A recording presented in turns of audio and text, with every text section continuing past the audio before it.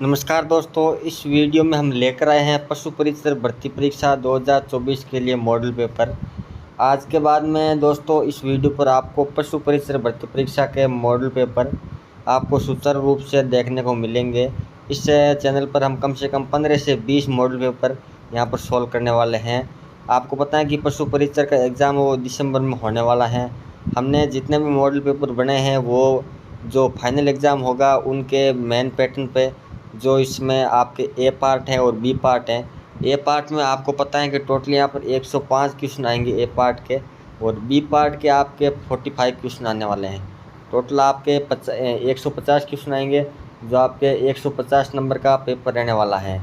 तो दोस्तों यहाँ पर हम सबसे पहले आपको बता दें कि कोई भी एग्ज़ाम की तैयारी करने के लिए हमारे पास एक अच्छी रणनीति होनी चाहिए। तो उसी प्रकार अगर हम मॉडल पेपर सॉल्व कर रहे हो तो हमारे पास वही रणनीति हमारे पास यहाँ होनी चाहिए। सबसे पहले आपको बता दें कि इस एग्ज़ाम में प्रत्येक क्वेश्चन है वो आपका 1 अंक का रहने वाला है। इसके अलावा आपका जो माइनस मार्किंग है वो 1/4 माइनस मार्किंग है। अगर आप 4 क्वेश्चन गलत कर रहे हो तो आपका 1 क्वेश्चन यहाँ पर सही है वो भी यहाँ पर गलत हो जाएगा, मतलब 25% यहाँ पर माइनस मार्किंग रखी गई है। दोस्तों इस वीडियो में हम इस भर्ती परीक्षा के जो मॉडल पेपर है उसके बारे में थोड़ी बेसिक चर्चा कर लेते हैं, और अगले वाली वीडियो में इस पेपर को सॉल्व करेंगे हम। सबसे पहले आपको बता दें दोस्तों कि इस एग्ज़ाम में आपके पास 150 क्वेश्चन आने वाले हैं और आपको टाइम मिलने वाला है 3 घंटे। तो आपको एक क्वेश्चन में मिनिमम कितना टाइम दे कि आपका पेपर आराम से सॉल्व हो जाए और फिर आपको ओमार बनने के लिए भी पर्याप्त समय लग जाए। तो आपको बता दें कि ओमार बनने के लिए 150 आपको क्वेश्चन की ओमार टिक करने के लिए कम से कम आपके पास 30 से 35 मिनट का टाइम होना चाहिए। तो वो टाइम तो हमारा वैसे ही चला जाता है। अब पीछे बचते हैं हमारे पास 2.5 घंटे। उस 2.5 घंटे में हमारे पास एक क्वेश्चन में हम कितना टाइम दें कि हमारा पूरा पेपर है जो इजीली सॉल्व हो जाए। तो आपको एक क्वेश्चन में कम से कम मिनिमम आपको 40 सेकेंड देनी है।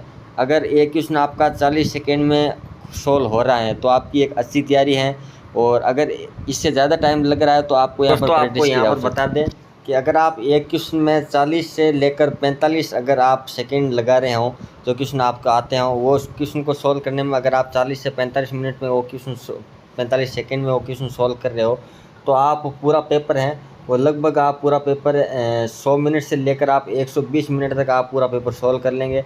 इसका मतलब है कि आप 2 घंटे या पौने 2 घंटे में पूरा पेपर सॉल्व कर लेंगे।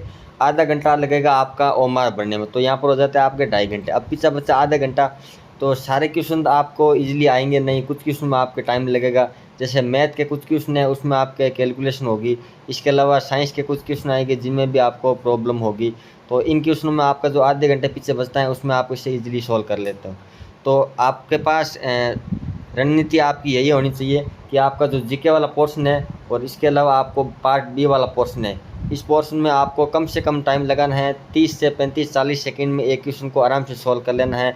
पीछे आपको जो टाइम बच जाता है उसमें आप इजीली मैथ है वो सॉल्व कर सकते हो और आसानी से अपनी टाइम पर ओमार भर सकते हो। और कल हम इस पेपर में चैनल पे डेली आपकी जो इस पेपर है इसके मॉडल पेपर सॉल्व कराए जाएंगे।